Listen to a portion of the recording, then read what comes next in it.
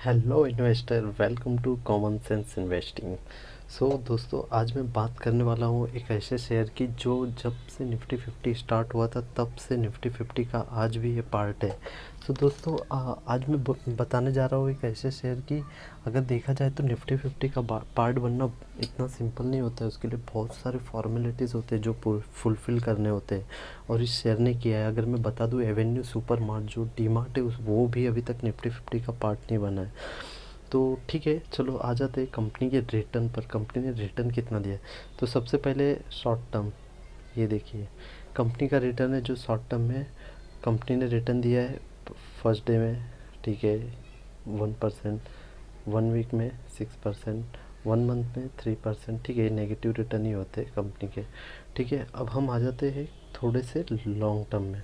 Long term means actual long term ये भी नहीं होता है दोस्तों। ये सॉरी, माफ़ करना।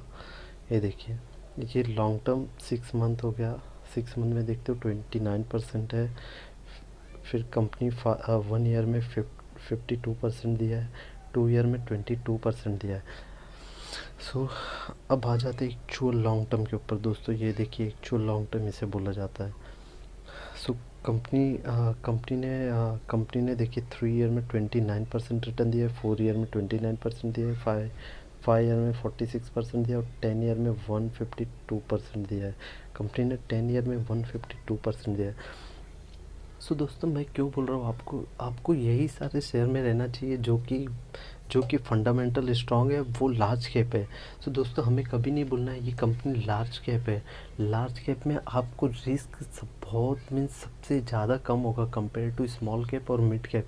तो क्या होता है, लार्ज कैप में रहने से देखो आपको रिटर्न भी मिलेगा।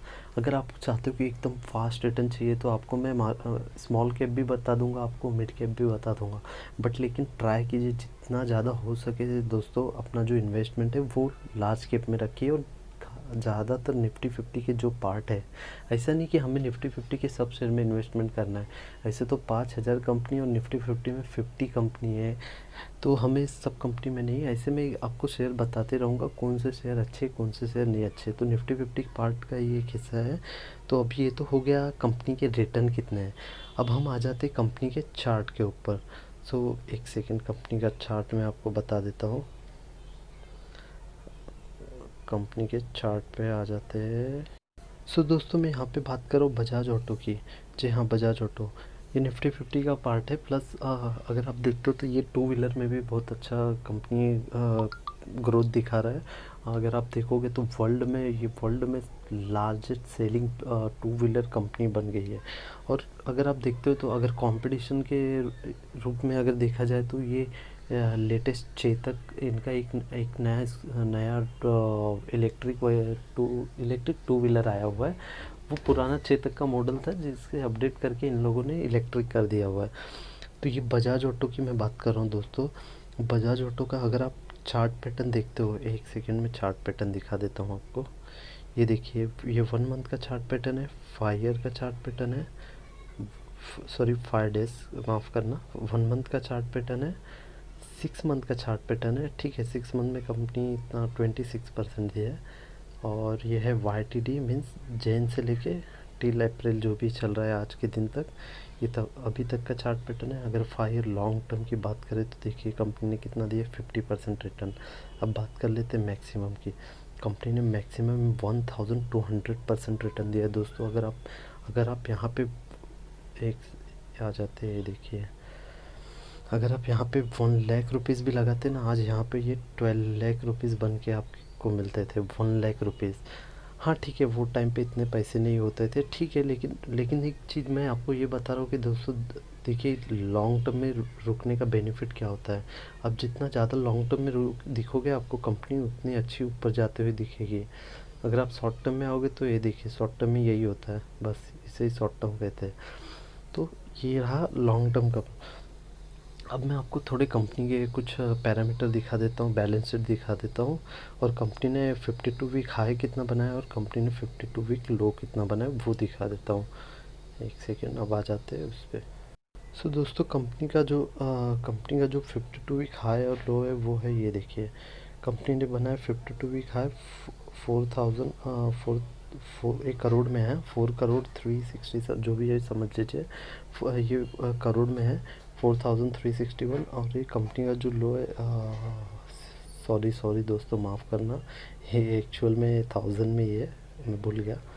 हाँ, सो मैं ये बात बोलने जा रहा था, ये देखिए कंपनी का जो 52 वीक हाई है वो 4300 है, और कंपनी का जो लो बनाए थे वो 2361 है।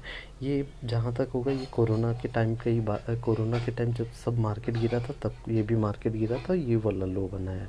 ठीक है, तो आ जाते हैं अब कंपनी के एक्चुअल बैलेंस।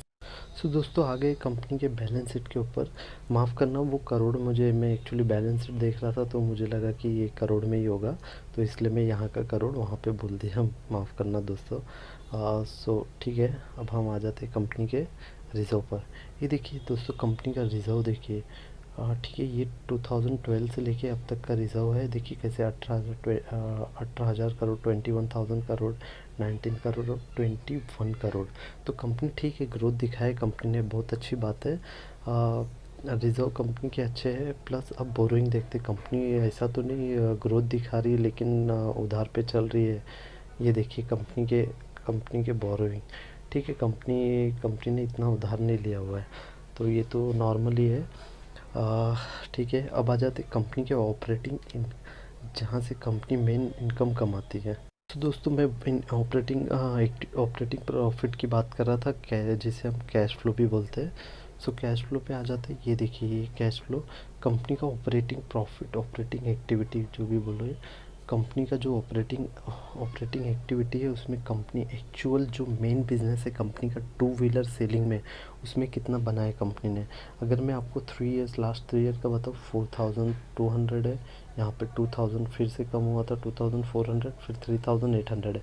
ठीक है, कंपनी ने अच्छा खासा किया। Q4 के रिज़ल्ट नहीं आए हैं दोस्तों, जब Q4 के रिज़ल्ट आ जाएंगे तब हम डिस्कस कर लेंगे आगे का, कंपनी ने आगे ग्रोथ दिखाई कि नहीं। सो ठीक है, ये हो गया। और ये जो होता है, ठीक है, एक सेकेंड, कहाँ गया, तो हम आ गए हैं। तो मैं यही बता रहा था, ये देखिए इस पे इतना मत ध्यान दीजिए क्योंकि कंपनी को जो भी कंपनी का कैश एंड इन्वेस्टमेंट एक्टिविटी है, माफ़ कीजिए तो जी हाँ, आ गए रिटर्न। सो मैं ये बोलने जा रहा था, ये देखिए कंपनी के जो इन्वेस्टिंग एक्टिविटी हो गया, फाइनेंशियल, इससे हमें कुछ लेना देना नहीं होता है दोस्तों। मेन चीज़ होता है कंपनी जो काम करती है उसमें कितने रिटर्न कमा के दे रही है, वो इम्पोर्टेंट होता है। तो ठीक है, ये हो गया हमारा रिटर्न। अब हम बात करते हैं कंपनी के शेयर होल्डिंग पैटर्न पर। तो ये है कंपनी के शेयर होल्डिंग पैटर्न। अगर आप देखते हो प्रमोटर 49%, 49, 53, ठीक है, प्रमोटर ने अपनी हिस्सेदारी बढ़ाई है यहाँ पे, अगर कंपेयर किया जाए पिछले 5 से 6 सालों में। अब बात कर लेते हैं फॉरेन इन्वेस्टर की। सो अगर आप देखते हो, सॉरी दोस्तों बार बार ये हो रहा है, माफ़ कीजिए। ठीक है, अब आ गए हम फॉरेन इन्वेस्टर पर। फॉरेन इन्वेस्टर अगर आप देखोगे दोस्तों, तो फॉरेन इन्वेस्टर इसके अंदर हिस्सेदारी 16 से 13 और अभी यहाँ पे 11% कम की है। अब बात करते हैं डोमेस्टिक वाले, डोमेस्टिक ने भी यहाँ पे हिस्सेदारी 7 से 12%, डोमेस्टिक ने यहाँ पे अपनी हिस्सेदारी बढ़ाई है। आप किसी भी शेयर में देखोगे ना दोस्तों, फॉरेन इंस्टीट्यूशन और डोमेस्टिक इंस्टीट्यूशन, ये दोनों एक दूसरे के अगेंस्ट में होते हैं। कभी डोमेस्टिक कहीं पे ज़्यादा है तो फॉरेनर कहीं पे कम होते हैं। तो ठीक है, हमें इससे कुछ लेना देना नहीं है, हमारा मेन फोकस है हमें कंपनी कैसी है और हमारा आने वाले फ्यूचर में पैसे, हमारे जो भी इन्वेस्टमेंट किए वो ग्रोथ होगी कि नहीं। अगर बात करें पब्लिक की, तो पब्लिक ने, ठीक है, यहाँ पे हिस्सेदारी पब्लिक ने भी कम की है 26 से 22%। बट अगर दोस्तों मैं बोल रहा हूँ, ये Q4 के जब भी रिज़ल्ट आ जाएंगे इसके, तो कंपनी, मुझे जहाँ तक लगता है लॉन्ग टर्म में तो देखो कंपनी ऊपर ही जाने वाली है। बट लेकिन ये जो 3400 कंपनी ने अपना 3300 हाई बनाया, उसको भी कंपनी तोड़ के आगे चले जाएगी। बस आपको होल्ड करने आना चाहिए दोस्तों, जितना ज़्यादा होल्ड करोगे उतने अच्छे रिटर्न आपको मिलेंगे दोस्तों। सो यही मेन, देखिए प्रॉब्लम यही होता है दोस्तों, हमें क्या करना, जो वॉरेन बफेट जी ने कहा है वही तो हमें फॉलो करना है। वो खुद बोलते हैं कि अगर आप ऐसे कंपनी में इन्वेस्ट कर रहे हो, अगर वो 10 साल के लिए भी बंद हो जाए, मार्केट बंद हो जाए और आपने इन्वेस्टमेंट किया है, तो भी अगर 10 साल के बाद मार्केट खुलता है तो भी आप में इतना पेशेंस होना चाहिए कि वो शेयर होल्ड करो।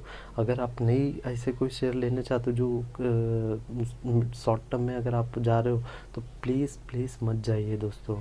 देखो, मैं आपको कोई सलाह नहीं दे रहा हूँ, आप अपने फाइनेंशियल इंस्टीट्यूशन से बात करके, फाइनेंशियल एडवाइज़र से बात करके फिर इन्वेस्टमेंट करना।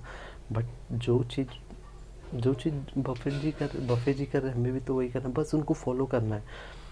ठीक है, ये हो गया। अब आ जाते हैं बोर्ड ऑफ डायरेक्टर कौन है। सो आप लोग बोलो कि बोर्ड ऑफ डायरेक्टर से क्या लेना देना है। दोस्तों, अगर एक एग्जांपल मैं बताता हूँ, अगर देखिए, अगर कार, ठीक है, कार आपको BMW मिल गई है, और कार आपको नॉर्मल कोई भी मारुति की मिल गई या टाटा नैनो मिल गई, बट लेकिन उसका ड्राइवर कैसा है वो सबसे ज़्यादा इम्पोर्टेंट होता है दोस्तों। अगर ड्राइवर ही सही नहीं है तो फिर वो कार का मतलब क्या है। कहीं कितना, देखो, ड्राइवर जितना अच्छा होगा उतना लॉन्ग टर्म के लिए अपनी अपनी कार भी अच्छी चलेगी। तो यही सोच के इन्वेस्टमेंट करना है। सो मैं बात कर लेता हूँ चेयरमैन की। राहुल बजाज जी है चेयरमैन, वाइस चेयरमैन मधुर बजाज जी है, और मैनेजिंग डायरेक्टर एंड CEO जो कंपनी को मेन चलाने वाले वो है राजीव बजाज जी। सो दोस्तों, मैं आपको हर वीडियो में बोर्ड ऑफ डायरेक्टर दिखाऊंगा, ताकि आपका जो कंपनी के मैनेजमेंट कौन है वो आपको जब तक कि पूरे दिमाग में बैठ नहीं जाता है तब तक मैं आपको हर वीडियो में आपको ये दिखाऊंगा। सो दोस्तों, ठीक है, मैं आशा करता हूँ कि आपको मेरा वीडियो पसंद आया होगा। अगर पसंद आया तो लाइक करना और चैनल को सब्सक्राइब करना। Thank you so much.